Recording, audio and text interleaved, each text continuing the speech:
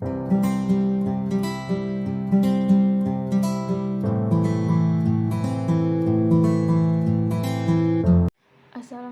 warahmatullahi wabarakatuh.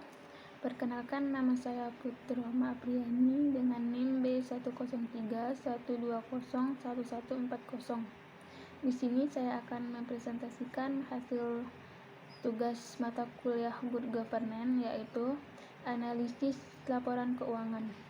Di sini saya akan mempresentasikan hasil analisis pada PT Fast Food Indonesia Tbk. Pertama-tama saya akan menjelaskan apa itu PT Fast Food Indonesia Tbk.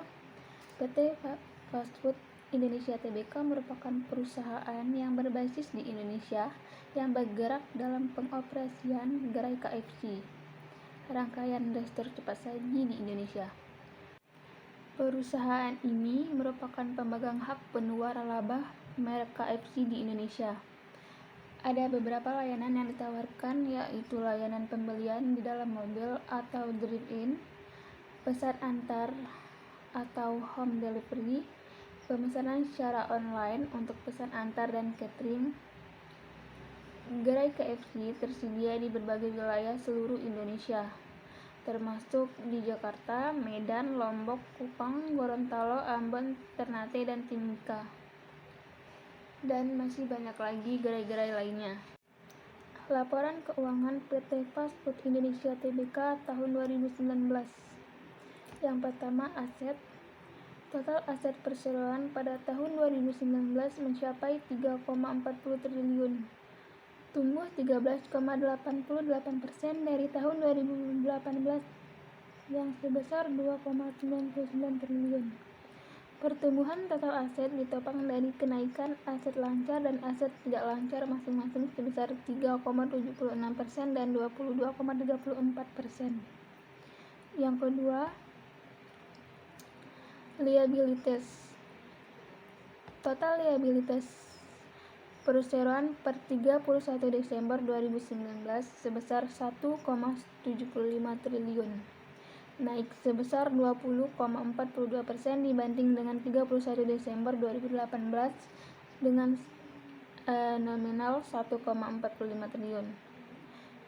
Yang disebabkan meningkatnya liabilitas jangka panjang sebesar 20,92% menjadi 888,38 miliar. Sementara liabilitas jangka pendek meningkat 19,91% menjadi 856,74 miliar. Yang ketiga ada ekuitas.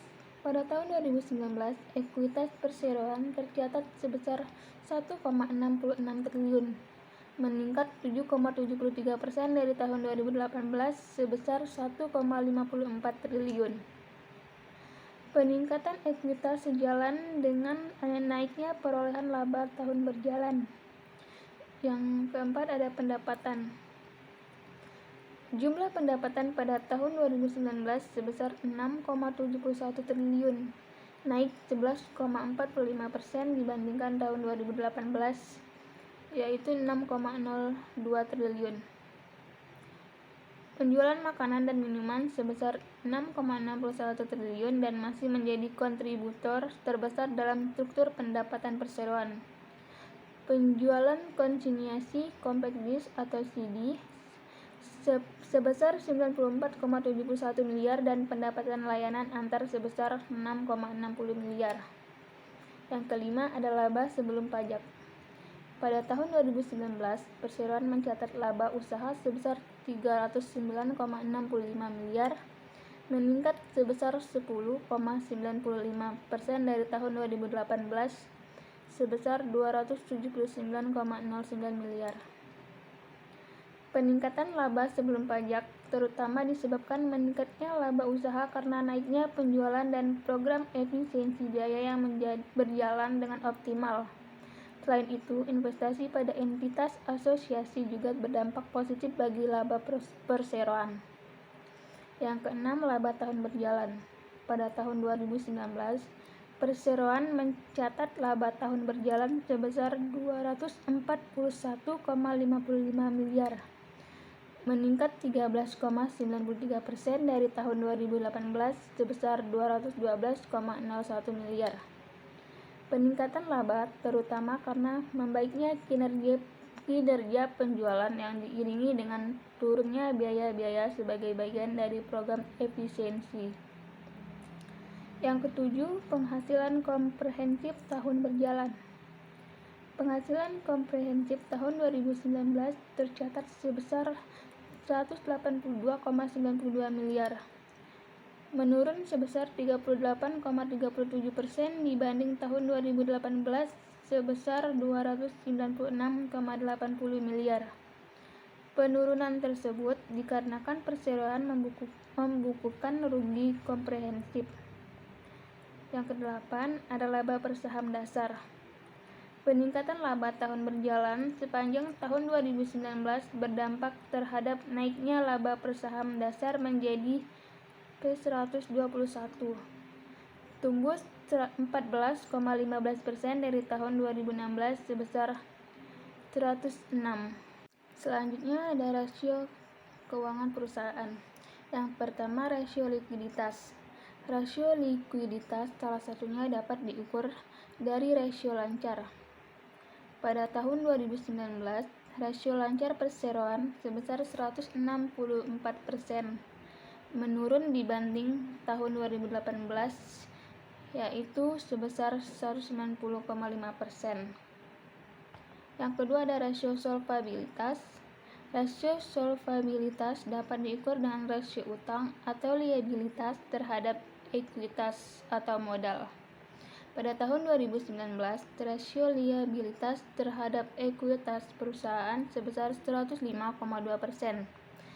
mengalami kenaikan dari tahun sebelumnya yang dimana tahun sebelumnya sebesar 94,1%.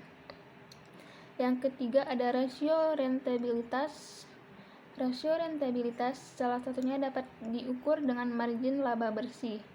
Semakin tinggi margin laba bersih yang dimiliki perusahaan, maka kemampuan membayar utang sebuah perusahaan akan semakin baik.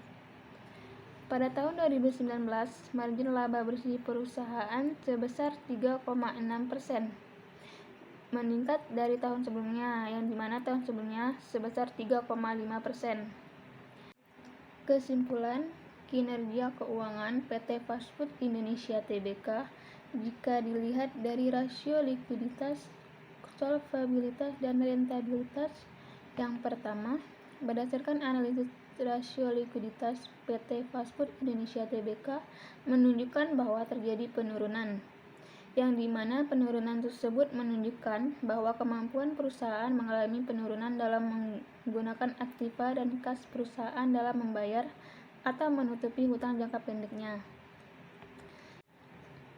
Yang kedua, berdasarkan analisis rasio solvabilitas menunjukkan bahwa rasio liabilitas terhadap modal pada PT Fast Food Indonesia Tbk mengalami kenaikan, yang dimana berarti perusahaan berada pada posisi buruk karena berada di atas 100%, sehingga kemungkinan hutang sulit untuk dibayar oleh modal sendiri. Yang ketiga, berdasarkan analisis rasio rentabilitas menunjukkan bahwa margin laba bersih perusahaan mengalami peningkatan dari tahun sebelumnya. Ini berarti perusahaan memiliki kemampuan membayar utang yang baik. Selanjutnya, tata kelola perusahaan atau corporate governance pada PT Fast Food Indonesia Tbk. Selama tahun 2019, perseroan terus meningkatkan kualitas layanan kepada konsumen melalui pelaksanaan sistem manajemen mutu ISO 9001/2015 dengan penambahan ruang lingkup sertifikasi ISO 9001 yang pelaksanaannya bersamaan dengan agenda surveillance audit tahunan. Penerapan sistem manajemen mutu disertai praktik terbaik GCG dalam organisasi bertujuan untuk dapat mendukung visi dan misi perseroan dalam jangka panjang, sehingga kedepannya diharapkan dapat memperkokoh kepercayaan serta meningkatkan nilai perseroan di mata pemegang saham dan pemangku kepentingan lainnya. Selanjutnya, struktur GCG. Struktur GCG perseroan mengacu kepada anggaran dasar perseroan serta perundang-undangan yang berlaku.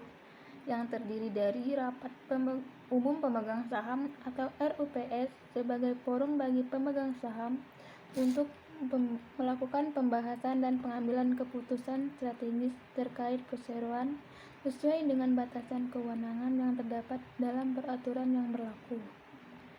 Dewan Komisaris sebagai organ perseroan yang memiliki fungsi pengawasan atas jalannya pengelolaan perseroan.